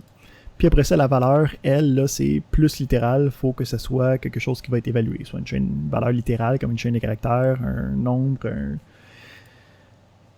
une variable, une expression, n'importe quoi qui a rapport avec ça. Qu'est-ce qu'il y a d'autre à dire par rapport à ça? Fait qu'une fois qu'on a ça, fait que j'ai mon user qui a les deux, pour aller chercher le contenu d'un objet. J'ai deux méthodes pour aller le chercher. La première méthode, c'est en utilisant le nom de la propriété littéralement. OK? Donc, j'avais la propriété name, je fais user.name.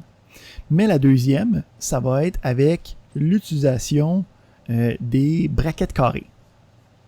Donc, l'utilisation des brackets carrés est utilisée quand je veux envoyer le nom de la propriété en tant que chaîne de caractères. Fait qu'ici, si je refais la même chose que je viens de faire, mais avec les brackets carrés,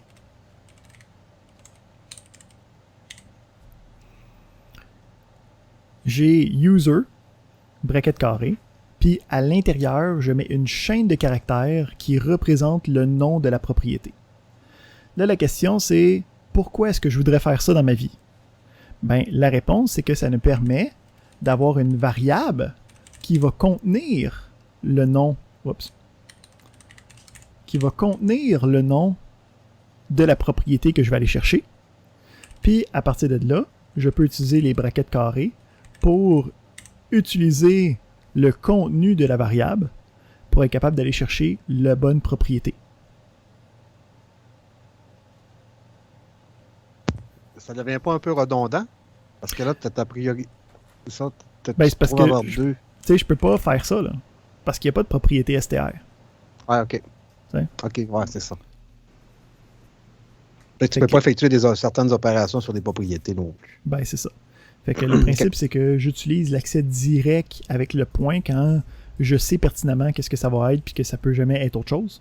Mais quand il y a des choses plus dynamiques, tu sais, qu'il faut que il y a une option de l'utilisateur qui décide c'est quoi le champ qu'il faut aller voir ou je suis en train de parcourir les différents champs puis il faut que j'y regarde un par un, je peux utiliser cette deuxième manière-là. OK. Ça c'est bon, ça c'est bon. Mais ça, c'est pas un dictionnaire. C'est un dictionnaire. C'est les mêmes fondements qu'un dictionnaire. C'est juste que en JavaScript, on appelle ça un objet. OK. Parce que la littérature, ça appartient à chaque langage. Qu'est-ce qu'il y a d'autre à dire pour l'instant? Je pense que c'est juste ça que je veux parler pour les objets en ce moment.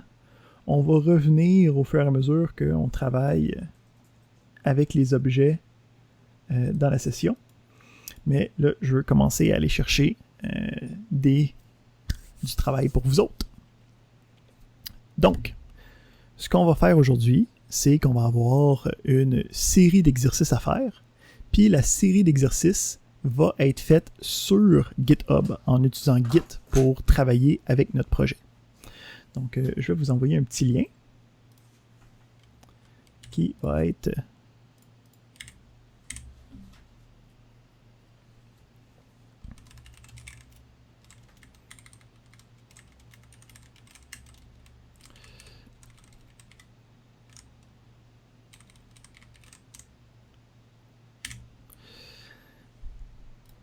Donc, quand vous allez cliquer sur ce lien-là, ça va vous demander de vous connecter à votre compte GitHub. Si ce n'est pas déjà fait, hein, ça devrait déjà être fait, le compte GitHub. Hein, c'est dans les choses qu'on s'est donné du temps hier pour faire. Donc, ça devrait automatiquement... On va le faire avec vous. Je ne l'ai pas encore fait de mon bord, justement, pour qu'on soit capable de le faire ensemble. Donc, ça va dire « Hey, veux-tu faire ces exercices-là? » Puis là, tu es comme « Oui, je veux faire ces exercices-là. » Là, ça va automatiquement copier le code de départ qui est disponible, puis on va être prête pour travailler avec ça ensemble. OK? Donc, ça va vous donner un lien que vous pouvez suivre. Puis, à partir de là, on a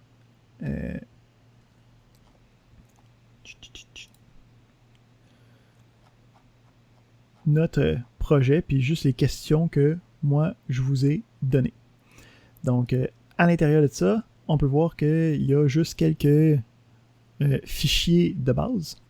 Là, pour être capable de travailler avec ce projet-là, il va falloir être capable de prendre le projet qui est écrit ici, puis de le mettre sur notre ordinateur. Donc, le principe de Git et de GitHub, hein, on avait parlé la dernière période, c'est d'être capable de faire la gestion du code source d'une manière plus saine et conviviale. OK?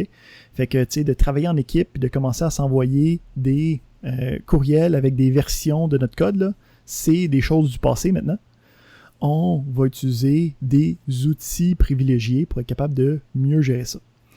Pour l'instant, on va commencer, OK, slow pour être capable de bien prendre ça. Là, on va l'utiliser juste comme un emplacement qui va être capable de se souvenir de nos sauvegardes au fur et à mesure qu'on avance dans un projet individuel pour l'instant.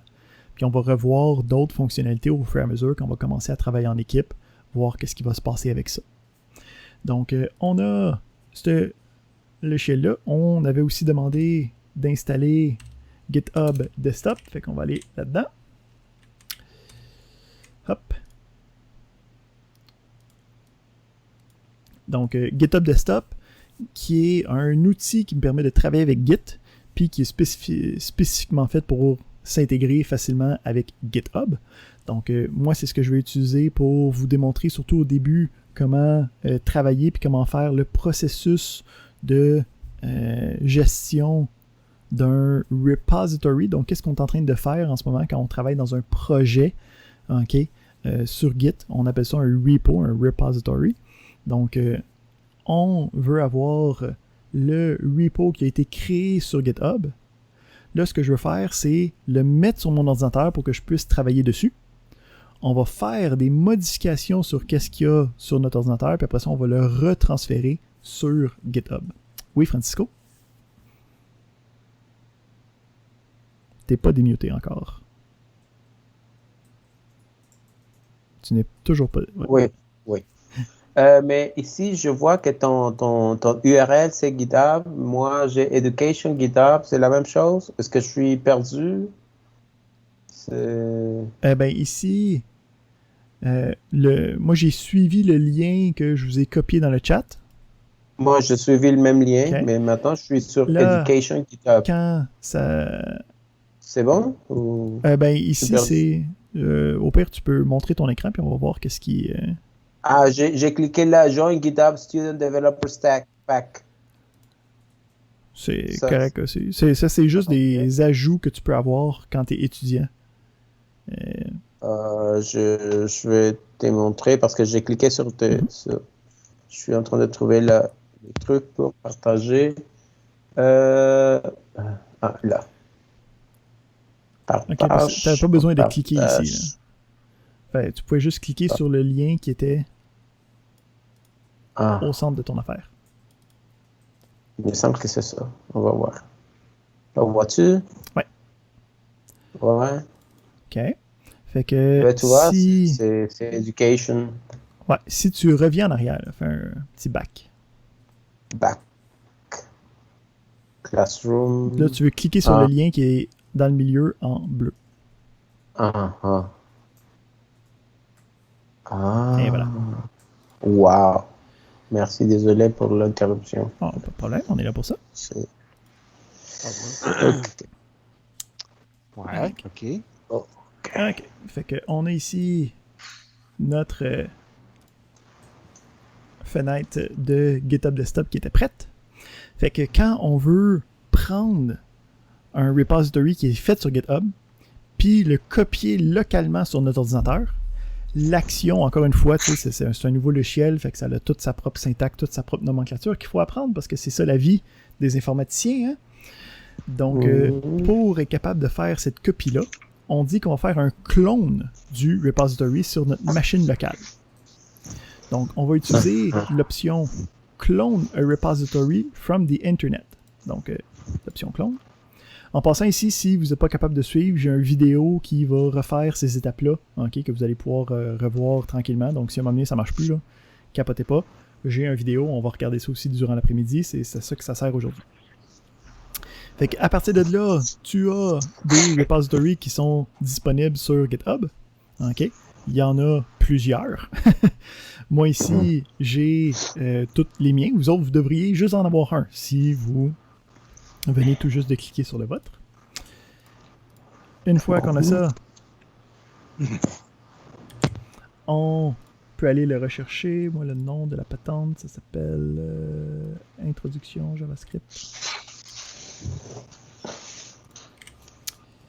Un petit refresh.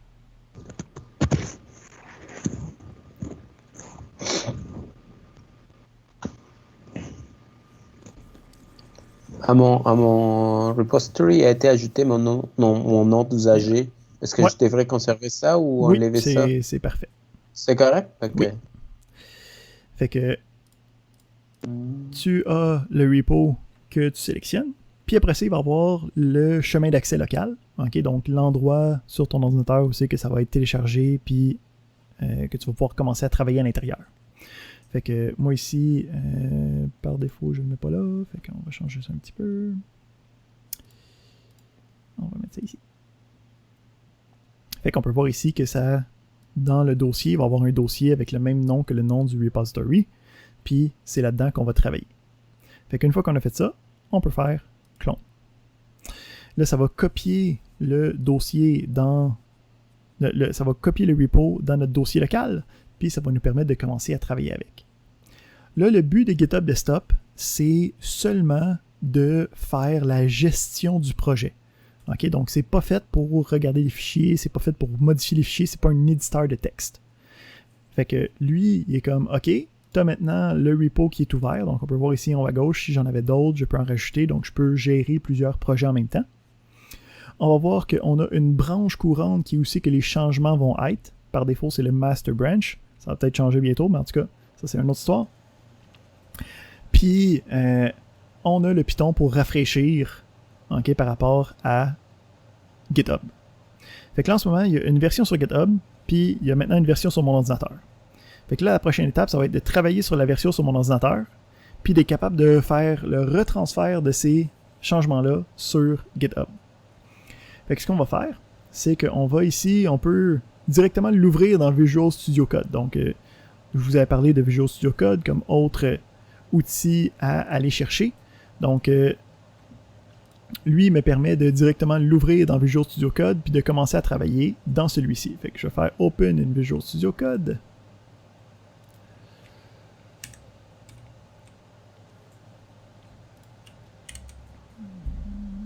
Excellent. On va mettre ça un petit peu plus petit. Petite question, Hugo. Oui. Moi, par défaut, il me met Atom. Je voudrais mettre Visual Studio. C'est comment qu'on fait? Si Quand je clique sur Options. Dans les préférences, tu peux aller dans l'intégration puis aller changer le External Editor. Parfait. Merci. Save. Fait que là, le principe, c'est qu'à l'intérieur, on avait un fichier README. Puis dans le fichier README, on a toutes les différentes questions à laquelle je veux qu'on réponde aujourd'hui. OK? Donc, on a des questions. Donc, chacun un programme, blablabla, blablabla.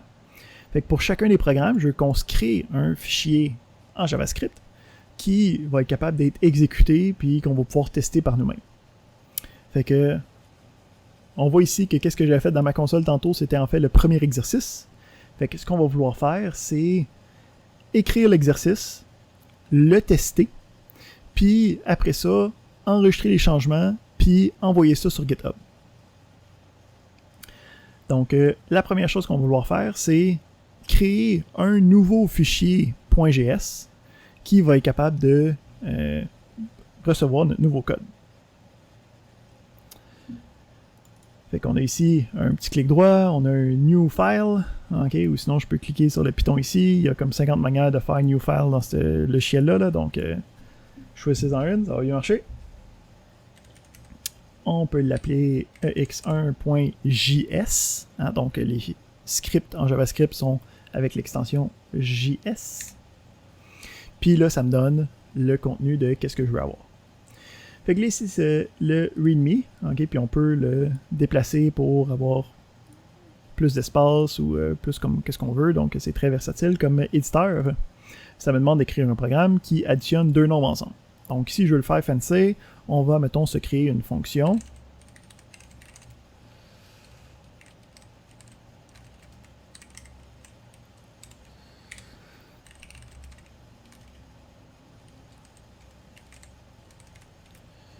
Parfait. Puis, pour être certain, j'aimerais ça exécuter mon programme, puis voir les résultats. Fait que je peux utiliser, comme on a vu tantôt, le console log.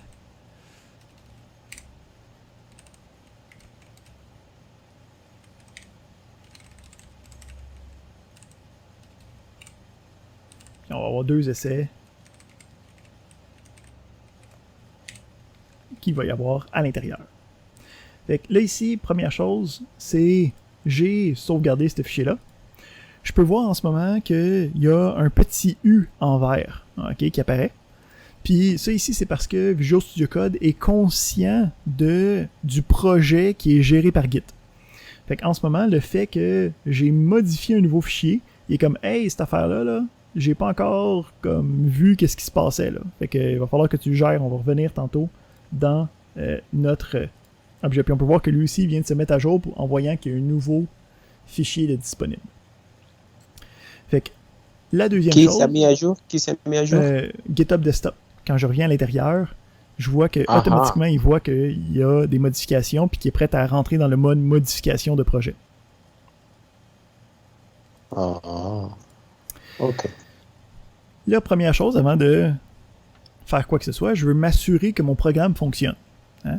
Fait que pour m'assurer que mon programme fonctionne, il va falloir que je roule ce code-là quelque part. Nous autres, on avait installé Node, qui devrait être capable de faire ça.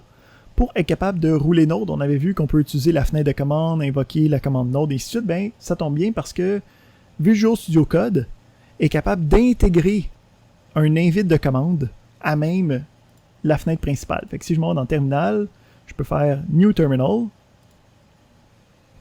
puis ça m'ouvre une fenêtre des terminals en dessous ici, qui est déjà dans le bon dossier, qui est le même dossier que mon projet. Fait que ça va me permettre de facilement invoquer la commande Node, puis pour exécuter un script. Parce que si je fais juste taper Node, je commence à tomber dans l'invite de commande de Node, c'est pas ça que je veux. Moi, ce que je veux, c'est être capable d'exécuter juste le fichier JavaScript. Fait que ce que je fais, c'est que j'appelle Node, puis j'y envoie comme paramètre le nom du fichier JavaScript que je veux exécuter. OK, fait que là, je peux voir, OK, ben ça fait les 2 console logs que j'ai demandé. Je vois que ça me donne les bonnes réponses. Fait que là, je suis content de mon premier exercice.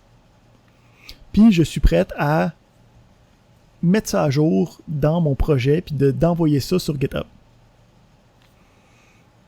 Fait que là, ici, ce qu'il faut comprendre de Git, c'est que Git est un gestionnaire de projet décentralisé.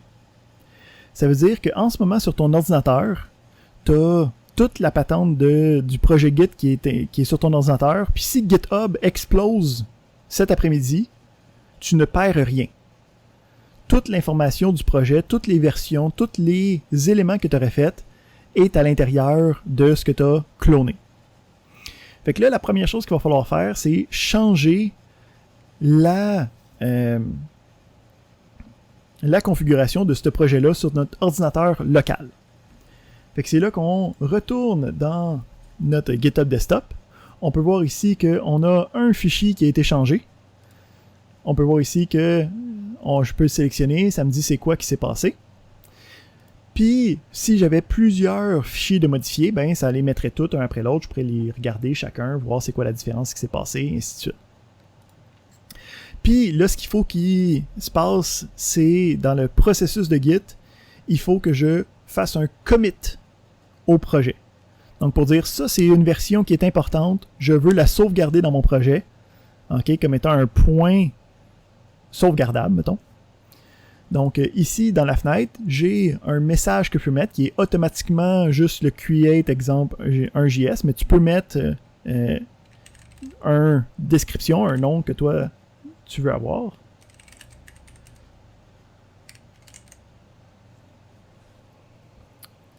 Puis, une fois que j'ai fait ça, je peux cliquer sur... Puis là, je peux ajouter une description longue là, sur qu'est-ce qui s'est passé, comment ça marche, et ainsi de suite. Puis, on a après ça le commit to master. Fait que c'est ça qui va enregistrer les différentes modifications que j'ai faites dans l'arborescence du projet Git qui est sur mon ordinateur. Fait que je clique sur le commit to master, puis je peux voir que ça vient de committer un changement. Là, sur mon ordinateur, j'ai une nouvelle version du projet qui est disponible avec le commit que j'ai fait. Puis le principe, c'est que sur GitHub, en ce moment, il n'y a rien de modifié. Donc si je retourne sur le site web, si je rafraîchis ça, il ne s'est rien passé de spécial ici. Là. Mais tu as fait le commit, non? Ben, j'ai fait le commit, mais le commit s'est fait sur mon ordinateur, sur mon projet Git, sur mon ordinateur. GitHub, en ce moment, n'a pas de connaissance de ces modifications-là encore. Fait que la dernière étape, l'étape qui va transférer la version du projet local sur mon ordinateur sur la version sur GitHub, c'est ce qu'on appelle un push. Je push mes commits sur GitHub.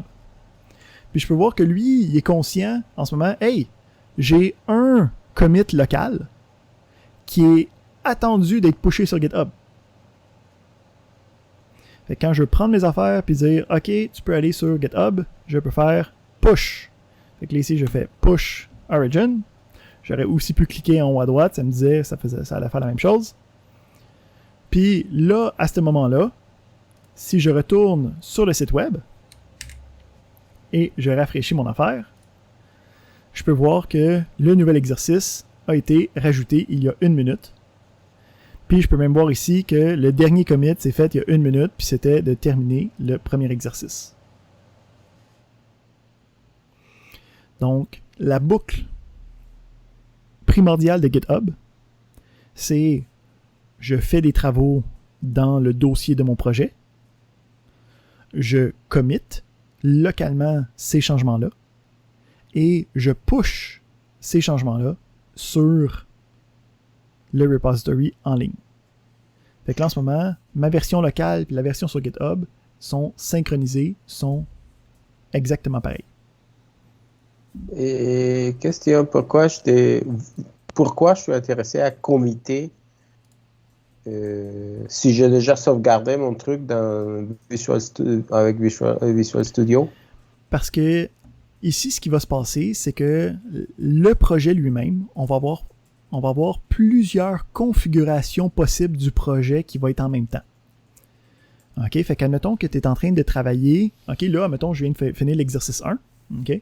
En tout cas, je viens de finir un projet quelconque, mon programme, ça va bien, je le déploie, puis je commence à travailler sur une nouvelle fonctionnalité. OK? Fait que je sais que la fonctionnalité, elle va me prendre genre 2 semaines à faire. Fait que je commence à travailler sur la fonctionnalité, là, je commence à casser plein de choses, je commence à construire plein de nouvelles affaires, puis là, je me rends compte, oh shit, il y a un bug de sécurité dans mon application principale qui est en déploiement sur le web en ce moment. Il faut que je revienne à l'ancienne version du code, puis que je change juste la faille de sécurité, mais en même temps, je veux pas perdre les 2-3 derniers jours de travail que j'ai fait, là. Fait qu'il faut que j'aie une version qui est comme en construction, une version qui est courante, une version qui est avec le patch de sécurité, puis là, il va falloir après ça, une fois que je revienne dans ma version de nouvelle fonctionnalité, que j'importe le patch de sécurité pour que tout fonctionne. Git est capable de tout faire ça à l'intérieur de la gestion du projet. OK? Là, effectivement, de la manière qu'on l'utilise avec juste une version qu'on commit à chaque fois qu'on fait des enregistrements, c'est un peu boboche. OK? Mais le principe, c'est je veux qu'on s'habitue à ce processus-là pour que quand on commence à rajouter des nouvelles fonctionnalités de Git, ça soit pas trop lourd d'une shot. Oui, Christopher? C'est ce qu'on appelle les branches, en fait. Non? Les branches, c'est effectivement les différents moments importants de ton programme. Alright. Parce que en fait, chaque version du programme, à chaque commit, ça sauvegarde exactement une version spécifique du moment où c'est que tu as fait le commit. Puis après ça, tu peux comme pointer sur certains commits qui sont importants puis leur donner des noms de branches. Puis après ça, genre les différentes versions d'arbres de commit peuvent se merger ensemble. Puis là, il y a plein de choses intéressantes qui peuvent se passer. Mais pour l'instant, on travaille, on commit, on push. On sauvegarde, on commit, on push. Repeat. Puis, le principe, c'est que le commit, tu peux le faire juste une fois que tu as comme terminé ta journée de travail. T'sais. Tu peux sauvegarder autant de fois que tu as besoin, mais quand tu commits, tu peux juste dire, ben, je commit le travail de la journée, okay, mes 4-5 exercices d'une shot. Puis, je sais que quand je vais faire le push, il y a une version aussi en ligne qui est disponible. Ça veut dire que même si mon ordinateur explose, j'ai perdu 0 minute de travail. Et mes collègues vont avoir accès à mon repository qui est dans GitHub si je le décide, c'est ça? Exactement, après, tu peux le recloner. Tu peux le recloner autant de fois que tu veux. OK. Excellent. Fait que pour le restant de la journée, je veux qu'on travaille sur les différents exercices sur GitHub. Donc, c'est en même temps une espèce de rappel de JavaScript, se remettre dans on programme des choses. Puis, en même temps, ça va faire